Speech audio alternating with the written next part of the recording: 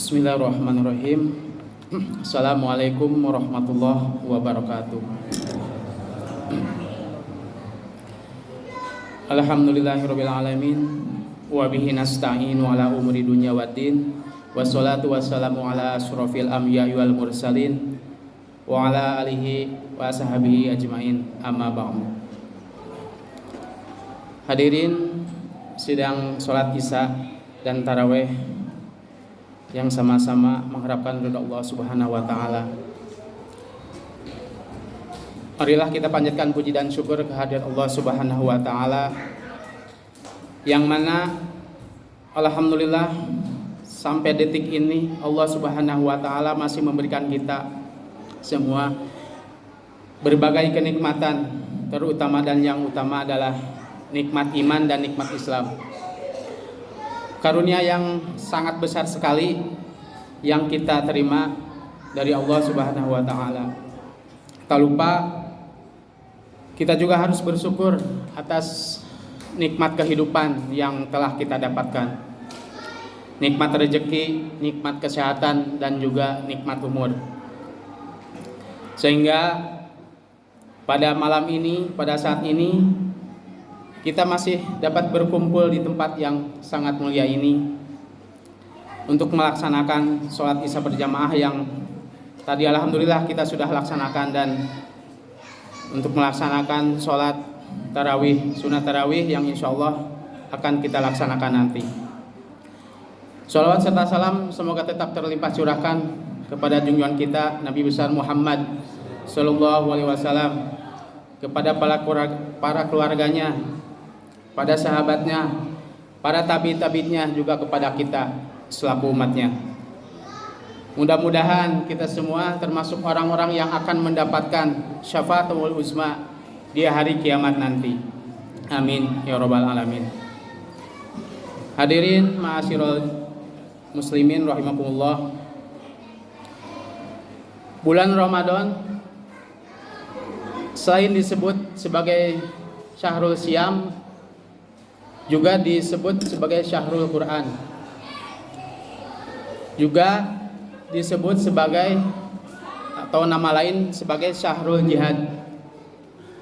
Karena di masa lalu, masa-masa emas atau kejayaan Islam itu terjadi pada bulan Ramadan. Seperti kita tahu, terdapat banyak peperangan atau pertempuran yang pertama kali dilakukan oleh umat Islam, yaitu Perang Badar. Perang Badar ini mempertemukan antara pasukan kaum muslimin atau umat Islam dengan kaum kafir musyrikin. Kaum muslimin, pasukan muslimin dipimpin langsung oleh Nabi Muhammad SAW dengan jumlah tentara atau pasukannya sekitar kurang lebih 300 orang, dan pasukan kafir musyrikin itu berjumlah sekitar kurang lebih 1000 orang. Tentunya nilai yang tidak sebanding atau lawan tidak sebanding secara kacamata dunia. Dengan persenjataan yang sangat lengkap dan modern pada saat itu, sementara pasukan muslimin hanya seadanya. Nabi Muhammad SAW berdoa kepada Allah Subhanahu wa taala, dan Allah Subhanahu wa taala memenangkan pertempuran Perang Badar ini untuk kaum muslimin. Dan Nabi Muhammad SAW bisa kembali ke Madinah dengan merayakan kemenangan atas Perang Badar ini. Tepatnya itu di tahun 17, di tanggal 17 Ramadan di tahun kedua Hijriah.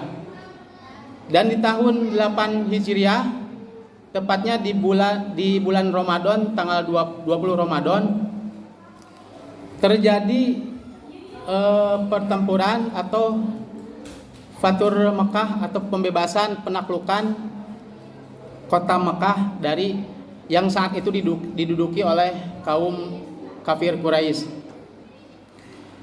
Banyak sekali pertempuran-pertempuran yang dilakukan pada saat bulan Ramadan. Terjadinya pertempuran atau penaklukan kota Mekah oleh kaum muslimin karena ingkarnya seorang kafir Quraisy terhadap perjanjian Hudaibiyah. Maka Rasulullah Shallallahu Alaihi Wasallam pada saat itu mengibarkan bendera perang untuk kembali merebut kota Mekah.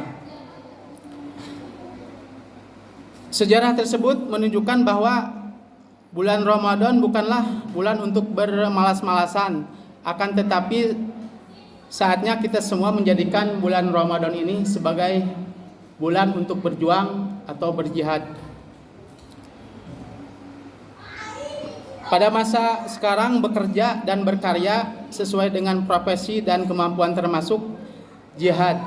Seperti yang dikatakan dalam Quran surat Al-Ankabut ayat 69. Barang siapa di sore harinya ataupun di malam harinya merasa kelelahan karena setelah bekerja di pagi harinya, maka Allah akan mengampuni dosa-dosanya. Dalam konteks kemanusiaan ada 3 hal atau 3 jenis jihad. Yang pertama, jihad melawan kemiskinan. Seperti yang diungkapkan oleh Ali bin Abi Thalib, kemiskinan akan mendekatkan kita kepada kekafiran. Dan kafir berarti mengingkari akan nikmat Allah Subhanahu wa taala, tidak bisa membedakan antara halal dan haram. Yang kedua, berjihad melawan korupsi. Semua hal yang berkaitan dengan kemiskinan termasuk korupsi pun harus dilawan, karena pada kenyataannya yang melakukan korupsi itu sebagian besar di negara kita adalah umat muslim atau orang Islam. Yang terakhir, berjihad melawan kemerosotan moral. Merubah moral yang sudah hancur tentunya tidak mudah. Harus dimulai dari yang positif, itu dari diri kita sendiri. Dimulai dari hal-hal kecil, artinya mulai menata akhlak kita pribadi atau diri kita sendiri dan keluarga. Mungkin itulah yang bisa disampaikan pada kesempatan kali ini. Mudah-mudahan Ramadan di tahun ini bisa kita jadikan momentum untuk berjihad atau berjuang untuk mengumpulkan pundi-pundi amal yang insya Allah tujuannya untuk mencapai ridha Allah Subhanahu wa taala.